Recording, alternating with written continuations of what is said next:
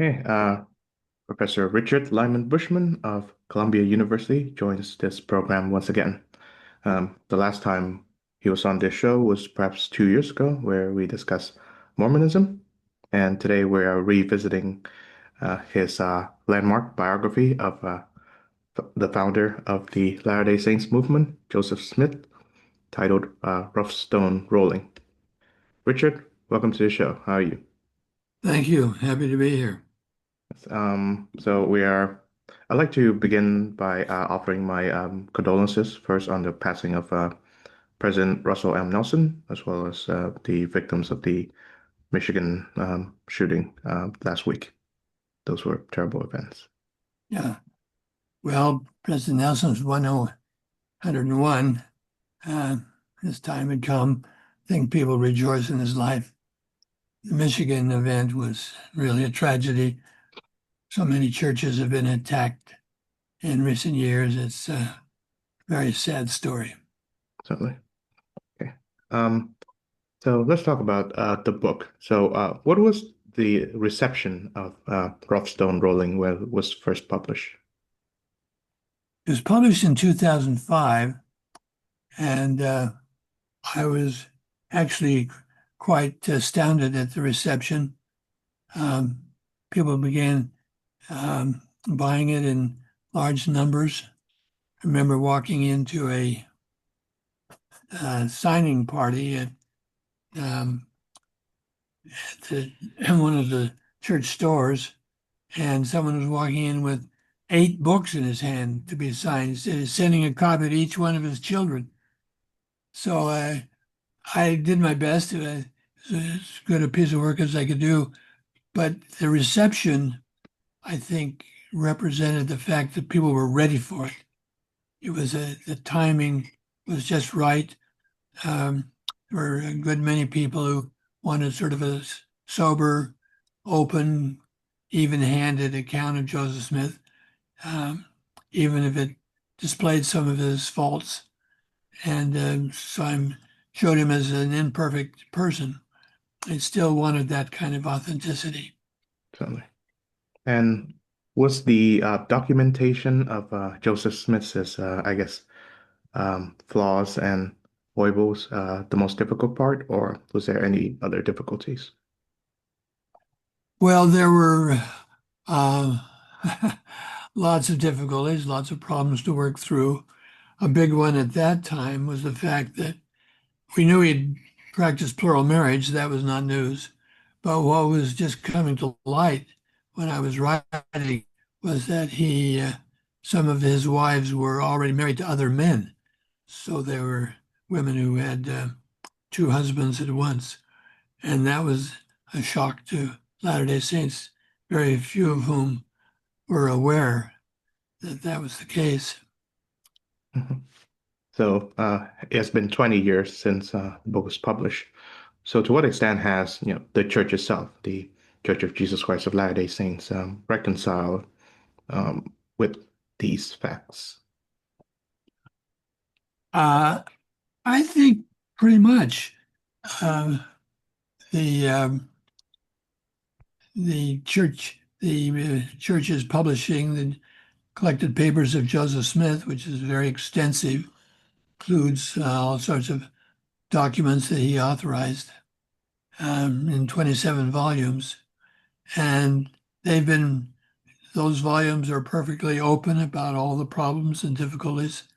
It's become quite standard for the official church to recognize problems when they exist, not try to hide them or conceal them or explain them away, but just face up to them. So I think that's standard practice now. Why should non-Mormons, so people who are not part of the LDS faith, know about Joseph Smith?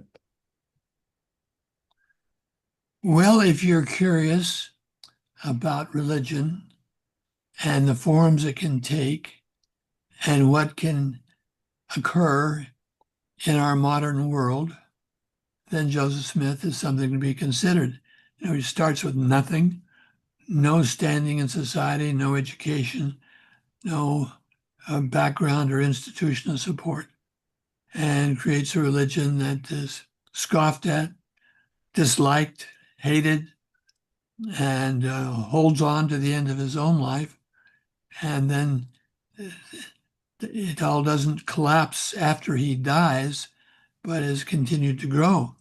And to this day is still growing. It's a global church. So it's a religious phenomenon that compares to the growth of other religions, Islam, Christianity, so on.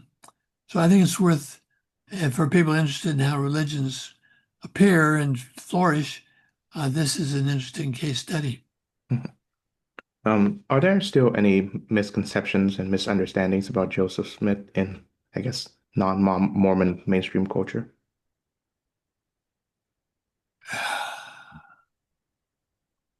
Well, I'm not sure you'd say there are misunderstandings of fact, um, but there are um, critiques of him. Uh, he's thought of as a lustful person because he practiced polygamy and someone who sort of got out of bounds in his sexual desires. I think that doesn't quite do justice to him. I think he had religious reasons for plural marriage. Of course, sex is always there in such things, but I think he was embedded in a view of the world that made polygamy make sense. And it was that rather than just a libido that had gone wild and was out of control. Okay. So when I talk to the typical, say, LDS believer, they always say, yeah, they always hold Joseph Smith in very high regard.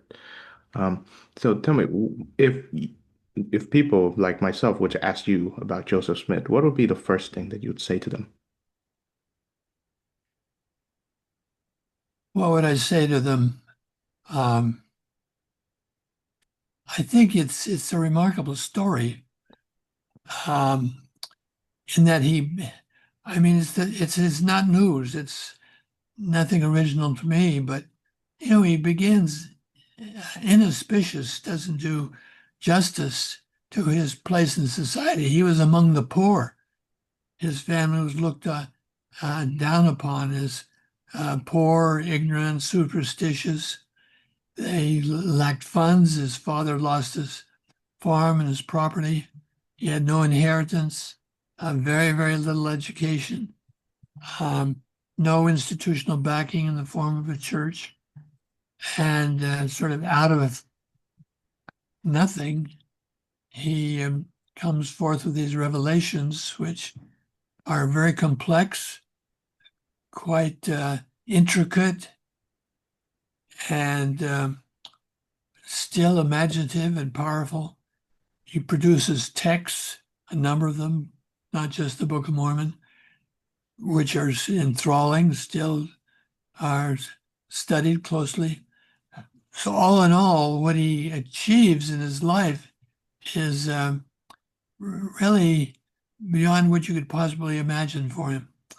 I think that's one of the things you have to start with, Joseph Smith. Certainly. Okay. So before the writing and the publication of Rough Stone Rolling, there was a biographical treatment of Joseph Smith that was popular. It was No Man Knows My History by Fawn M. Brody, which is the book that I'm reading now, concurrently with your text. So how would you compare your treatment of Joseph Smith with that of Brody? Um, well, Brody, she's a hard person to understand. I think um, Mormons, above all, don't understand her. She had grown up a Latter-day Saint, um, sort of moved away from it, married outside the church, and became a historian, and produced this book, which Latter-day Saints think as a um, slanderous book. Doesn't begin to do Joseph Smith discredits him. But in terms of the scholarship at that moment. Hers was a redemption of Joseph Smith. Joseph Smith was thought of as a villain, a sort of a thug, or uh, mentally unbalanced, uh, somehow um, sort of insane in some ways. And she made him a real life person. She thought he was a fraud, that he made up these stories. And that's what the Mormons don't like. But he was a believable personality. And so uh, made him um, subject to sort of serious study, even by those who were critical of him. I had to take him seriously after Brody. And did you find much to learn about or to take away from Brody's book? Well, I'm she she was a writer. She wasn't really a great researcher. She didn't, dig up new facts. She um, pretty much stayed in the line of thinking that had gone on before. Uh, was deeply indebted to a historian who wrote in 1902 named I. Woodridge Riley about Joseph Smith. Um, so I was interested in how she explained things. How did she explain the three witnesses to the Book of Mormon or the Book of Mormon itself? So I was intrigued, but I didn't borrow from her. I didn't accept the things she had to say. Okay. Yeah. Tell me more about Joseph Smith's upbringing. He was born to a family that was moving along the edges of the American frontier. His family began in Topsfield, Massachusetts, northern Massachusetts, eastern, and had the problem that all farm families did to find land for their children, so there'd be enough. One farm was fine to support a family, but eventually you have to provide land for at least the sons in the family. So they moved to Vermont, and then they moved other places to upstate New York. And so they're sort of on that wave of families moving west who sell the land they have, use that to buy cheaper land, and then have to develop it in the west. And in order to get land at the edge of the frontier, they have to borrow money. So their property is always at risk, and it's a very hard life. And Joseph Sr. Um, didn't pull it off. He lost his farm when he was 54 years old. So he had nothing to give his sons. So Joseph Smith started with no land, no inheritance, a strong family. It's very loyal to one another, but and they help one another, but no assets. And that's true for social assets. They were not, they were considered the poor in the town and were thought of as disreputable. They were involved in money digging, which gave them a bad name. And so uh, he wasn't really a member of any church. He could talk to ministers, but they scoffed at him. So he really started at the lower edges of American society in his early years. So, yeah, according to Smith himself, he received this first vision at the age of 12. So I wonder 14. from 14. Okay, my apologies. So before this, what does Smith align himself with any particular church or religion? His family was divided. His mother um, came from a congregational family, and she was sort of wandering, searching, unhappy with ministers that she had, but finally became a Presbyterian. And she and some of the kids went off to church, his father, was disillusioned with religion, uh, lost confidence in the local clergy, and stayed at home. And Joseph Smith stayed home with him. So he was the part of the family that was not churchy. That doesn't mean he didn't, turn up at revival meetings or go to church from time to time, but he was not officially a member, not a regular churchgoer. Um, so how would you, what would you say to convince those who are skeptical of the first vision, whether, either he made it up or, what he described wasn't aligned with, what he actually experienced? That what he described was true. What he described did happen. I'm not sure I could persuade anyone of that. I think it's really a very personal decision. You have to read it, and does it sound authentic to you? Uh, it may seem unlikely and impossible, but religion is filled with miracles. Mormonism has its share, but Catholics have a huge number of miracles. They believe in the life of Christ is filled with miracles, culminating in the resurrection. So this is where humanity encounters divinity, and everyone has to decide for themselves where they come down on such matters. And who was the first person that he told upon this wonderful spectacle that he saw?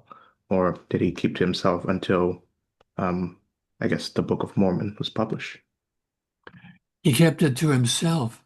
He says in his history that um, when he came back from having this vision, which is out in the woods, his mother asked him, "What's wrong? You don't look well." He looked a little peaked, and he said, "Never mind. I'm well enough off.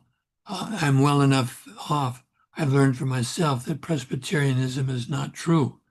So he hid it from his parents. He hid the second large vision of Moroni from his parents too for a long time. He didn't come down to Mormon in the morning and say, "Oh, Mom and Dad, you'll never guess what happened to me." He tried to work. He couldn't work. He finally went home. He was too weak. And on the way, was told he should tell his father. So he finally told his father. And that was the first time, so far as I can tell, that Joseph Smith's family had any idea that he was having revelations. That would have been in 1823. Okay. You alluded to this before, but Joseph was a treasure digger. He he did that for a living. So tell me about that practice and why did Joseph why was he involved in that line of work? Say that again. What line of work? Treasure digging, the one that Oh, you treasure digging. Yeah. Well, that wasn't his line of work. He has a farm. He's farming, doing regular things. But treasure digging is a practice that's, all over Northern Europe and England, and spreads to New England and Pennsylvania. Uh, it's the hope for sudden riches. And it had a lore connected with it, including seer stones, which would permit you to look and locate uh, the treasure where it was buried in the ground. And then you would dig it up, or you'd try to dig it up. But then there are not many, I'm not aware of any instances of people actually finding it. But that didn't prevent them from going on and trying over and over again. And it had a lore connected with it, which is that there would be a guardian spirit that would stand over the treasure. And in order to dig up the treasure, you had to um, outwit this guardian spirit. And that's sort of part of lore. And of course, when Joseph Smith reports an angel at the site of the plates, um, all the treasure diggers recognized that immediately. That all made sense to them because it fit into uh, their lore about how treasures were kept. Mhm. Okay. I've heard from one too many skeptics that this neatly grafts into how he came upon the golden place that he would translate into the Book of Mormon, and or the idea that well he was actively involving a in a business that is conning people. So, what would be your answer to that? Well, I think there's some truth in that. Um, there's a problem. Latter-day Saints themselves think it's so obvious that an angel tells them go get this treasure um, and bring it home. Uh, but Joseph Smith himself didn't believe the angel. This was too far fetched, and it wasn't until his father said, "Go and do what what you were told," that Joseph did it. And my own view, this is just an interpretation of the situation, is that Joseph Sr.'s belief in guardian spirits and treasure is what allowed him to accept Joseph Smith's story. This is Dan Vogel's argument. That all fit in. And then when Joseph went off to the hill and he is going there, he's arguing in his mind, what is this? Is this treasure I'm getting or is this something else? And by the time he gets there, he's decided it's treasure. And he is sort of slipped back into the treasure lore version of this event.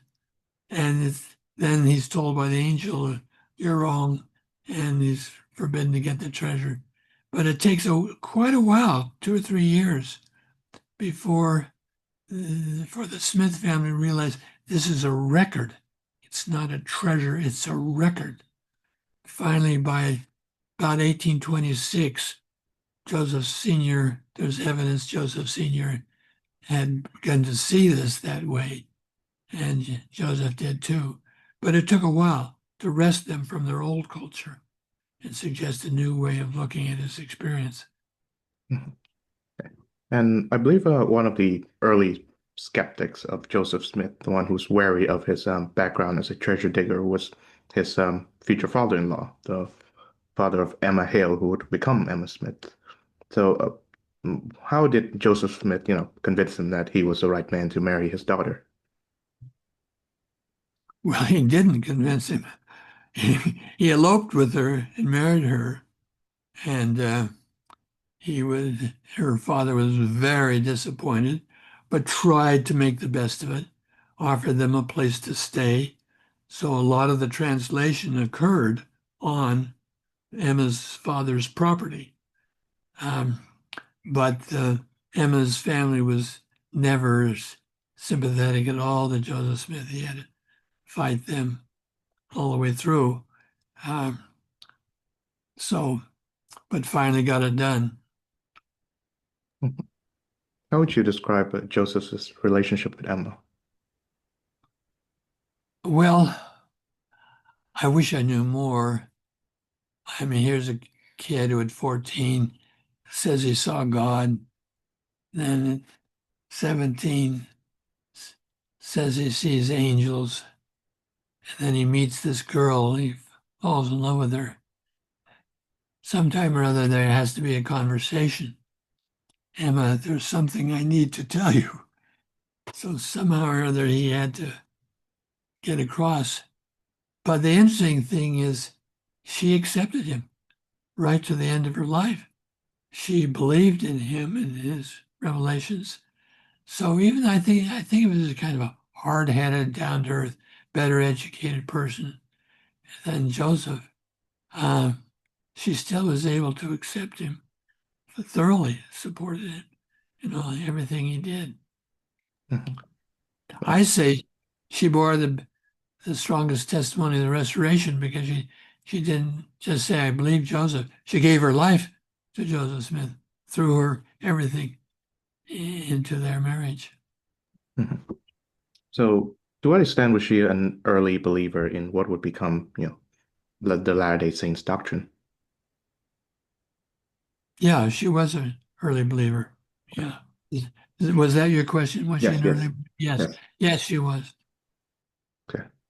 And of course, She, late in life, her son took down dictation from her in which she said she was astounded that Joseph Smith could dictate this book without looking at anything. And she says he wasn't capable of writing a letter. And here he was dictating this book. So it looked like a miraculous feat to her. we have to address the elephant in the room, so to speak. To what extent did she know about Joseph's other marriages or sealings, as he called them? Um, he hid them from her.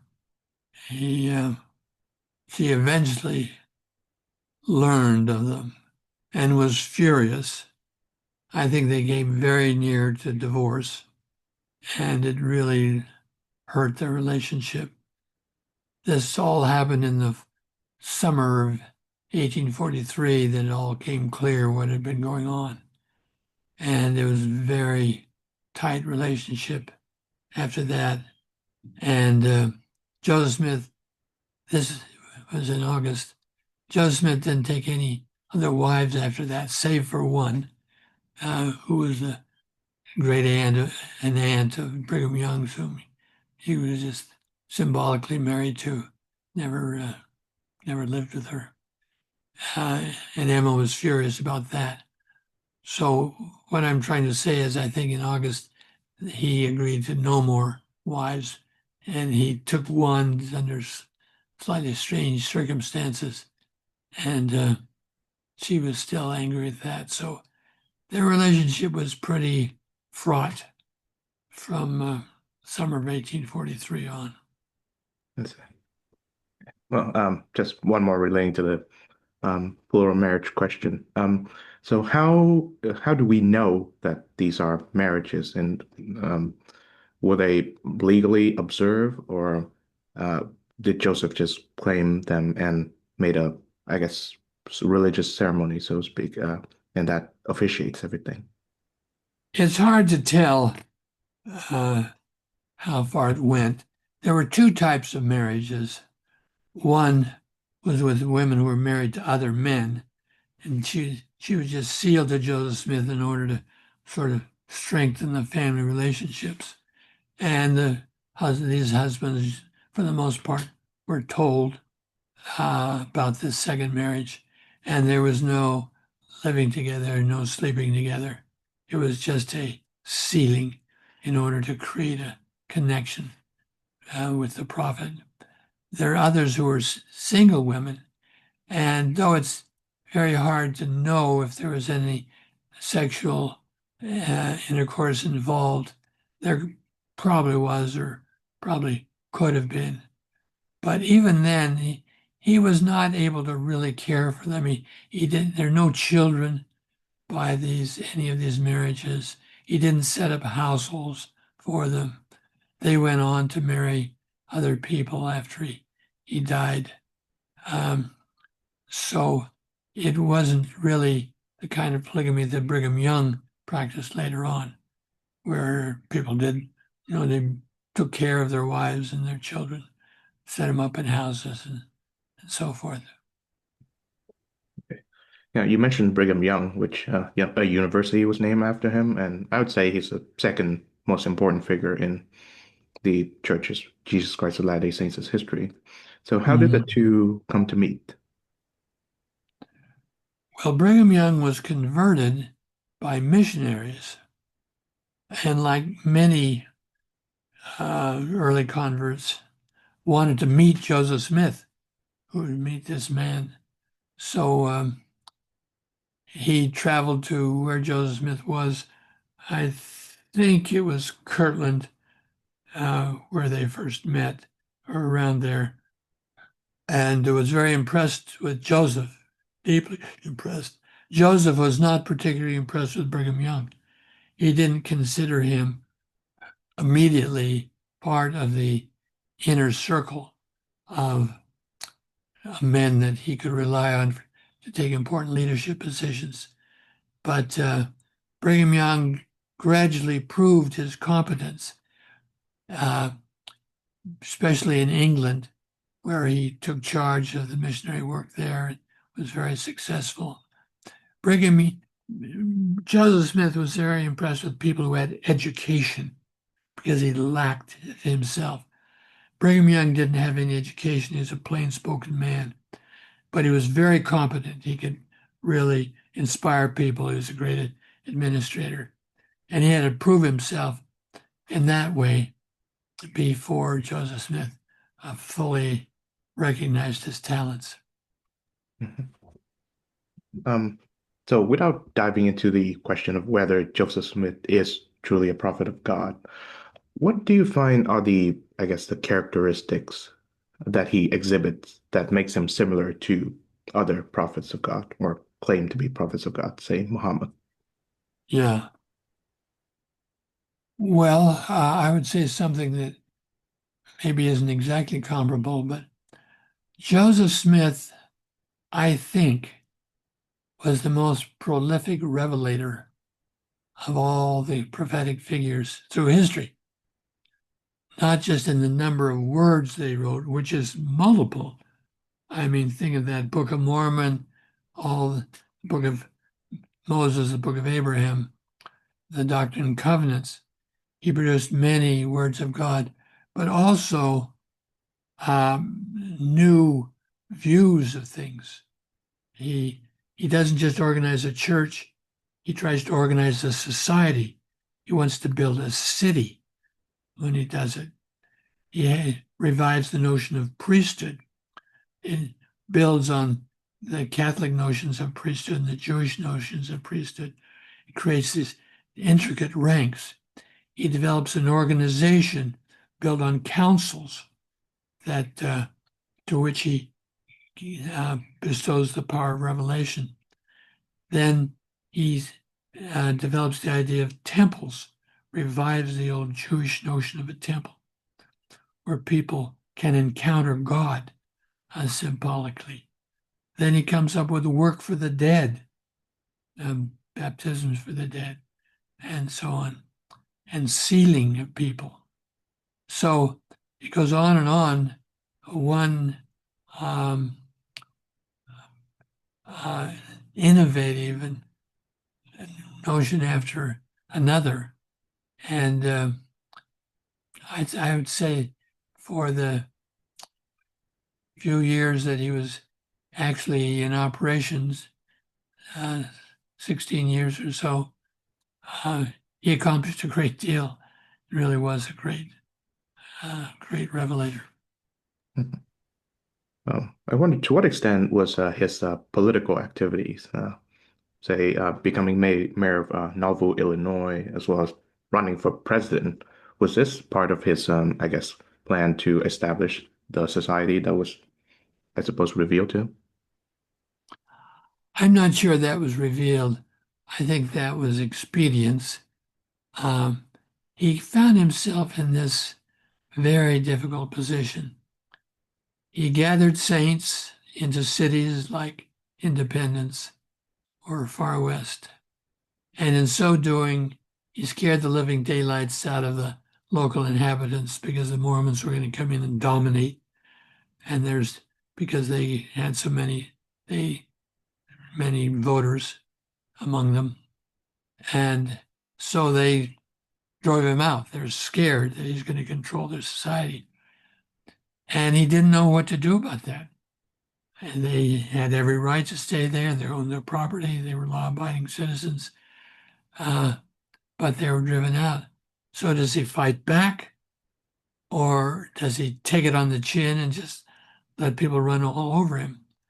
And he took it on the chin in Jackson County and in Davis and Caldwell County, flees to um, uh, to Nauvoo, and there develops the strategy of building a huge force that he thought would intimidate hostilities, make it impossible for people to attack because they'd fear this force, even though he never cared to chose to use it, and his followers never used that force after he was killed. They didn't react even then. So I forget now what your question was, but where am I going with this? What are you? What's your I wonder question? because he said that he envisioned a different kind of society based on Latter-day Saints principle, and I wonder to what extent did he, Oh, I see.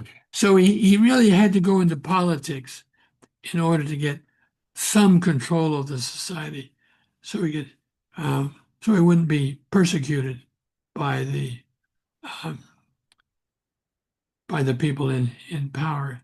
He hoped to create a little realm, a little safety zone where he could be protected, and they would control the government, the courts, uh, the whole works. yes, I've I heard that, or I've read that in LDS theology, there's a notion of Deseret, which is, I guess, a translation of honeybee in Reform Egyptian, which I believe there was a movement to establish its own nation called Deseret, which Yeah, but what became Utah. So I think that's right. yes, would There's always this view that they should have a whole society, that it wasn't just a church, that they should have an economic system. They gave up on the economic system in Nauvoo. It was just too much to pull off. But and yes, I think that's correct. And I didn't say that before, but it was natural for him to take political office because of this larger view of what he was trying to accomplish. um, I'd like to ask about the Book of Mormon witnesses. So just focusing on the primary three. So I believe they are Martin Harris, David Whitmer, and Oliver Cowdery. So tell me briefly about how they come to know Smith and how they stand or whether they repudiated their testimonies at all. Well, Martin Harris and Oliver Cowdery were both scribes to Joseph Smith's translation, so he recruited them for that purpose. David Whitmer provided a house where the last part of the Book of Mormon was translated. He was a friend of Oliver Cowdery's. So it was really the function of translator and a friendship circle. Um, and so when it came time for there to be witnesses, they were the likely ones. Martin Harris was also the skeptic. Oliver Cowdery and David Whitmer were believers. They didn't have trouble at all believing in the plates. Martin Harris was unsure, and he was the one who pled for a chance to see the plates. Repeat your question, so I'm sure to answer all of it. Okay. I would like to ask whether in their lifetimes, after they gave their testimonies, did they stand by those testimonies or did they repudiate them at any point? Well, so far as we know, they never repudiated them whenever they were asked. And certainly that's true for Martin Harrison and David Whitmer. Um, they were visited many times in old age, and there are many, many records of them saying that they did see the plates. Yes. So you mentioned the case of Harris, which is important because I believe he transcribed some 116 pages of what became the Book of Mormon, but then he lost it. So I guess this is just a me asking a historian. So I wonder if we ever found Mhm. those 116 pages, would it alter or would it I guess, affect any LDS believers' faiths at all?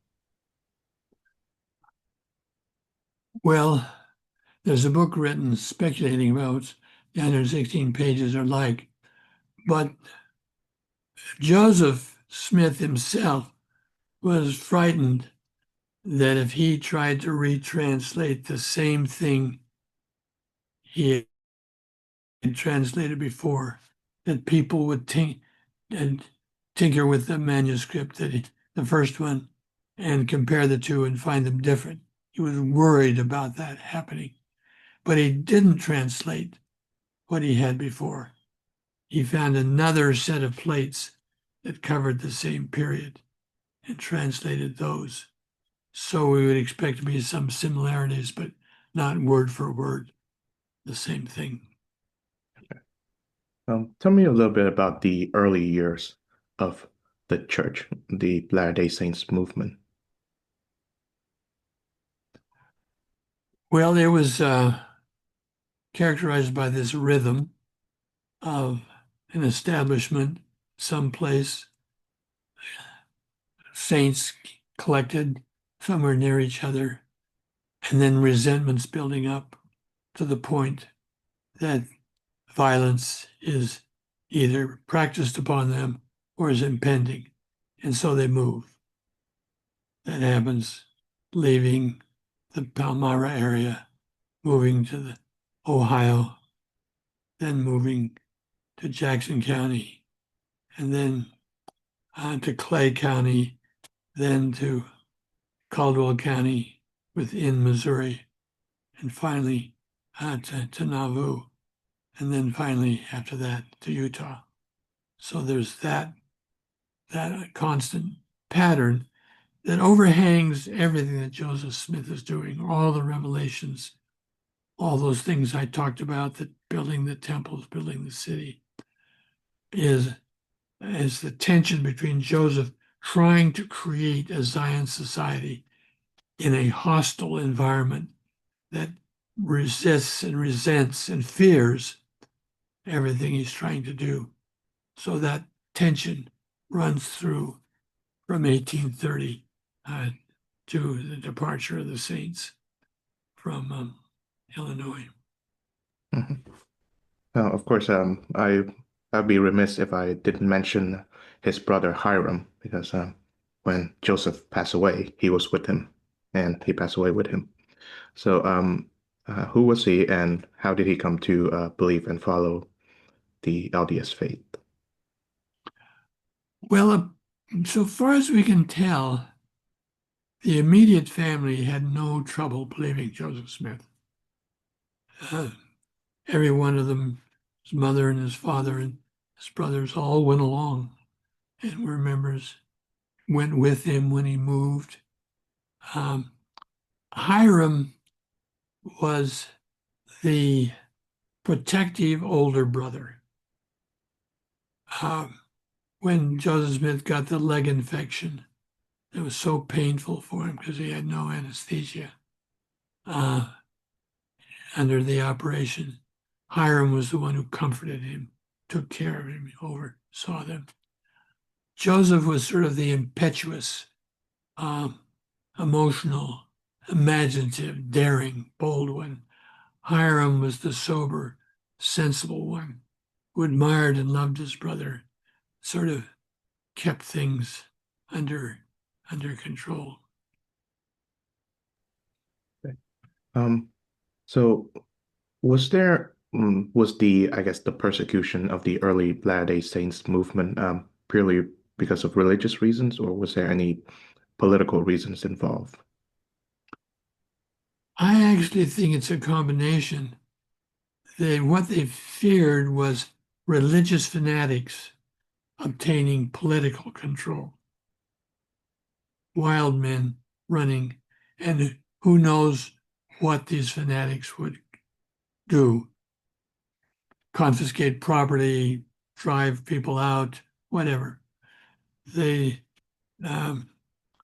it was terrifying for them, people in these little communities, to have this pile of Mormons come rolling into town and buying up the property and getting elected to office, sitting on the court benches, um, getting elected mayor, and so on. It was more than they could bear. And of course, that culminated in the death of Joseph Smith in Carthage, Yeah. Illinois.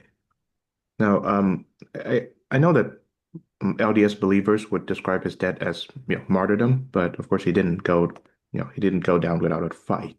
So, how would you describe it?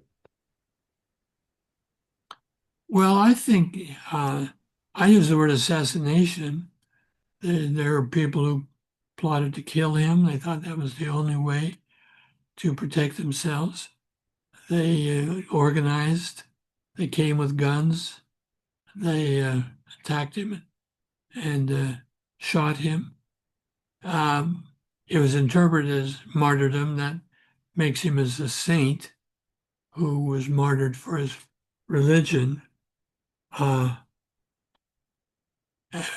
but assassination is, you know, the murder of someone whom you fear, who has to be destroyed because he's a danger.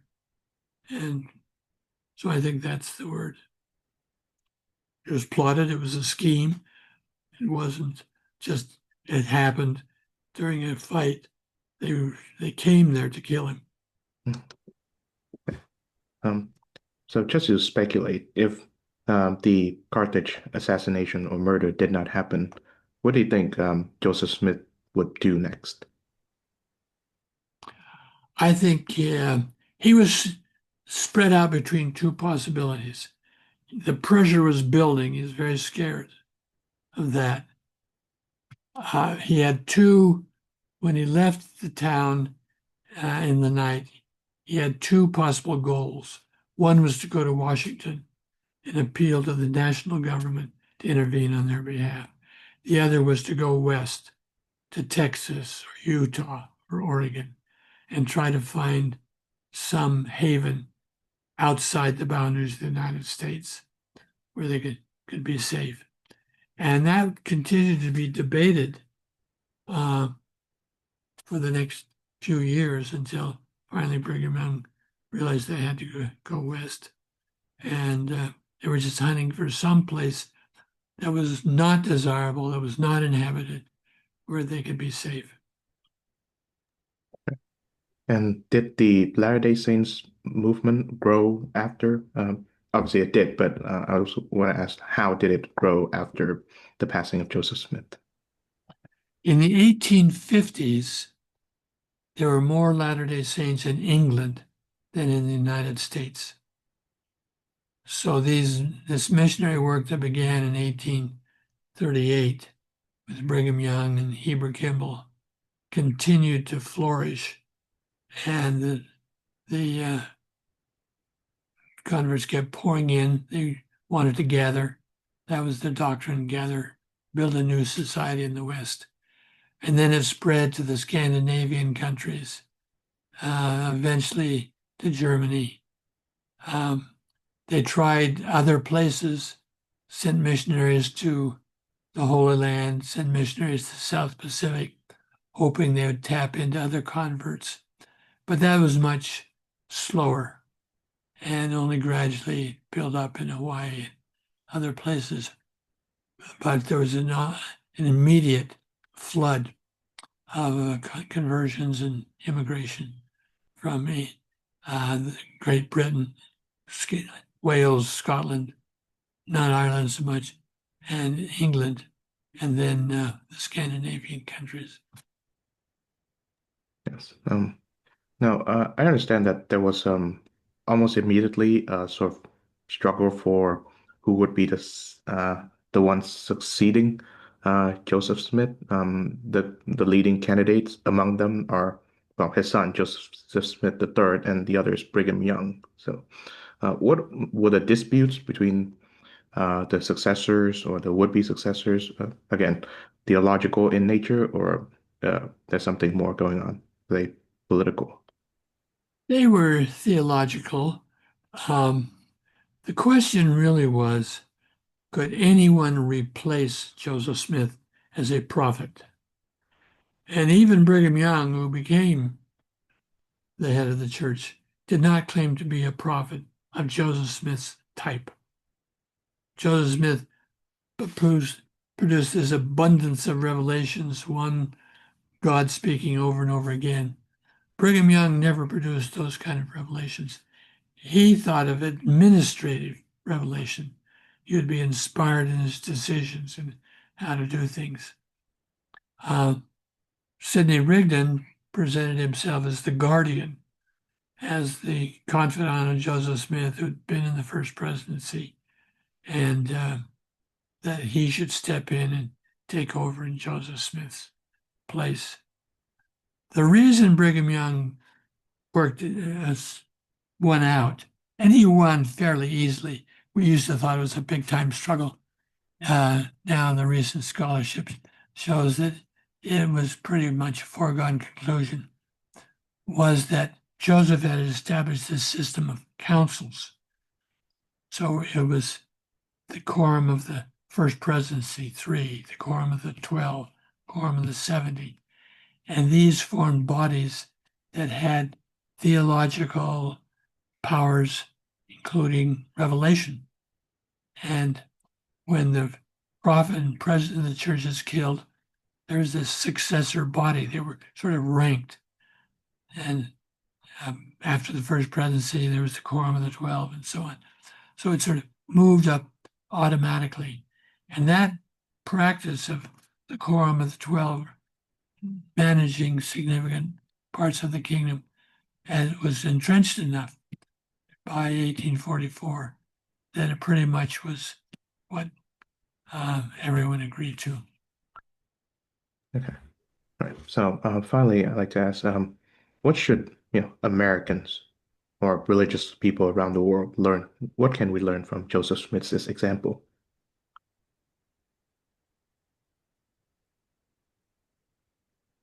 I think um, probably the greatest lesson is to seek revelation. Even, Mormons think their prophets are guided by revelation. It's constant in the church. But I, th- I don't think Mormons would say they have an exclusive right to revelation. Maybe what they receive is true and must be followed. But really, the goal is for everyone to feel that God can prompt them, can give them words, can give them thoughts, can show them the right uh, way to go. And I think that then goes beyond to saying there may be other inspired texts, like the Book of Mormon. The Book of Mormon itself speaks of many texts, inspired texts given of God to prophetic figures through world history. And these all must be regarded. So I'm not saying we should rush out and suddenly say, I have a revelation, and start following it. But I think we need to seek it, be um, be responsive to promptings, revelation in our own lives. I think on that wonderful note, uh, it's good to end the show. Thank you very much, Professor Richard Bushman, for joining. It's a pleasure.